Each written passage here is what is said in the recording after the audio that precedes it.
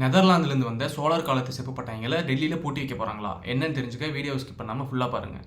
Hi எல்லாருக்கும் வணக்கம். இந்த செப்பேடுகள் எப்படி நெதர்லாந்துக்கு போச்சு அப்படின்னா, நம்ம டச் அதிகாரி ஒருத்தர் 300 வருஷத்துக்கு முன்னாடி இந்த செப்பேடுகள் நெதர்லாந்துக்கு கொண்டு போயிருக்காரு.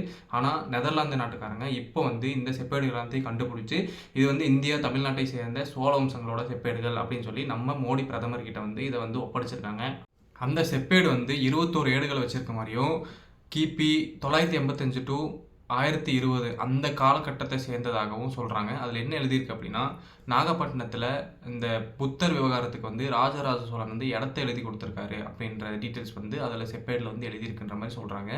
இது மட்டும் இல்லாமல் இந்த செப்பேடுகளை டெல்லியிலேயே பூட்டி வைக்கிற மாதிரி மோடி சொல்லியிருந்தான்ற மாதிரி சொல்கிறாங்க. ஆனால் நம்ம தமிழ்நாட்டில் இருக்கிற திமுக அரசும் தொல்லியல் ஆய்வாளர்கள் இல்லை, அந்த செப்பேடுகளோட தாய்மண் தமிழ்நாடு, ஸோ தமிழ்நாட்டில் இருக்கிறது தான் அதுக்கு மரியாதை அப்படின்ற மாதிரி சொல்லி கேள்வி எழுப்பியிருக்காங்க. ஸோ நம்ம மக்கள் இதை நாகப்பட்டினம் மியூசியமோ இல்லை கங்கை கொண்ட சோழபுரத்தில் வைக்கணுன்ற மாதிரி சொல்கிறாங்க. உங்கள் கருத்து என்னென்னு கமெண்ட்டில் சொல்லுங்கள். இந்த மாதிரி இன்ட்ரெஸ்டிங்கான வீடியோஸ்க்கு ஐடியா ஃபாலோ பண்ணிக்கோங்க.